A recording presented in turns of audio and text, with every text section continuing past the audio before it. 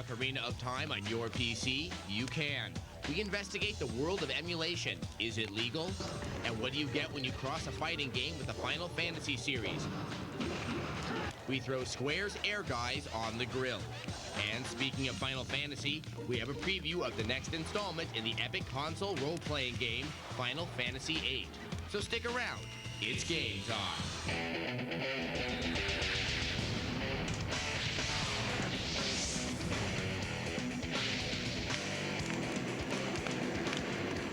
Welcome to Gamespot TV, your ultimate guide to computer and video games. I'm Lauren Fielder. And I'm Adam Sessler. Now, for a lot of people, playing the 8 and 16-bit games could only happen if they have a game emulator on their PC. But is it legal? Well, we take a look at the world of emulators, from playing PlayStation games on your Mac to playing The Legend of Zelda Ocarina of Time on your PC.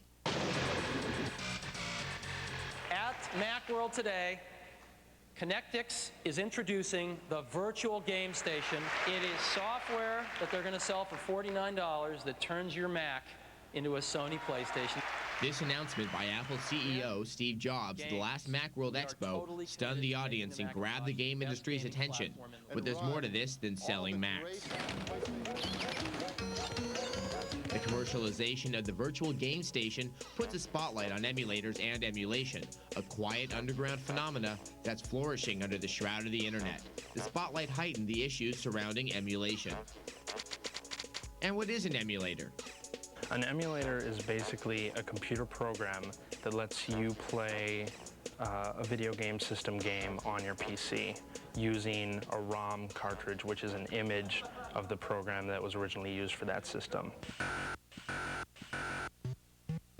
The emulation of various game platforms gave birth to a different kind of gaming experience. Equipped with computers and modems, players can easily flash back to the Atari days and play Donkey Kong and Frogger with a click of the mouse. Fans of retro games basically started this movement to program emulators for arcade machines and classic video game systems. But times have changed. The fine line between hobby and piracy are being blurred by a new breed of emulators being created to run today's hottest PlayStation and Nintendo 64 titles.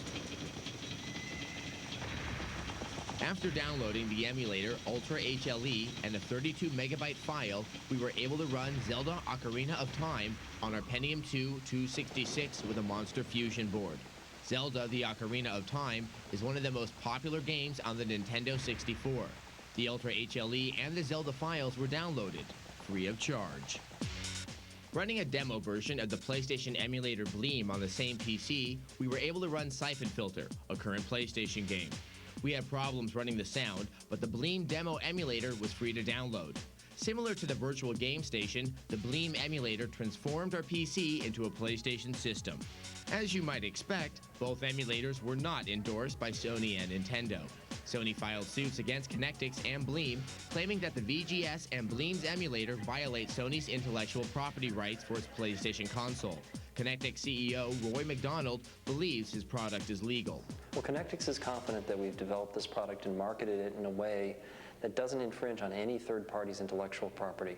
So we feel that our product is legitimate, and we're going to carry on with business as usual. But after several bouts in court, Sony has won an injunction to keep Connectix from selling their product. Nintendo, on the other hand, plans to pursue legal action against the author of the Nintendo emulator Ultra HLE. Known only as Reality Man and Epsilon, the authors decided to avoid litigation by removing the emulator from their site. The emulators mentioned only touched the tip of the emulation iceberg. A quick search on the net revealed hundreds of thousands of emulation sites for every game system imaginable. According to the trade organization Interactive Digital Software Association, the electronic entertainment industry lost over $3 billion last year to illegal sales and distribution of entertainment software. As an industry watchdog, IDSA leads an anti-piracy campaign that hopes to end the trend that it believes hurts the game industry as a whole. But IDSA will have their hands full. The Internet Underground will be tough to regulate, and free games will always be irresistible. The debate continues.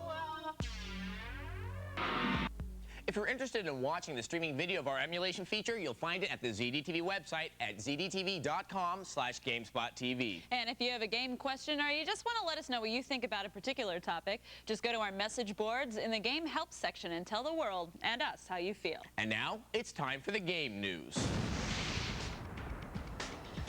In this week's game news, in a staunch display of gamer unity, fans of 3DO's popular Heroes of Might and Magic series have ardently voiced their collective opinions in order to alter the release of an upcoming expansion pack. Armageddon's Blade for Heroes of Might and Magic 3 was originally designed to include a new type of hamlet known as the Forge Town, whose characters include science fiction-esque fighters like the chainsaw-wielding cyber zombie.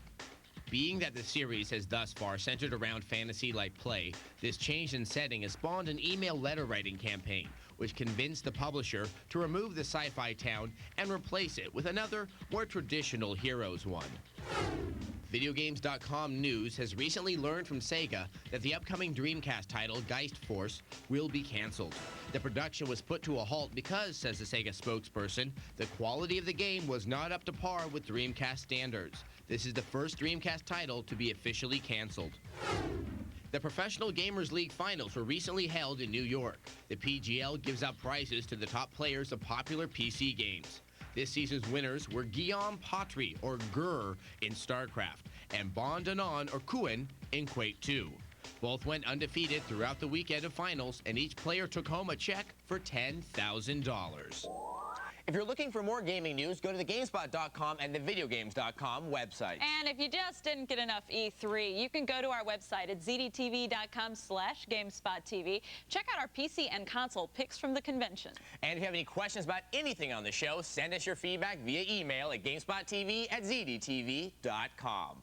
Coming up on GameSpot TV, are you ready for a game of cat and mouse? We have a preview of the PlayStation title, Rat Attack.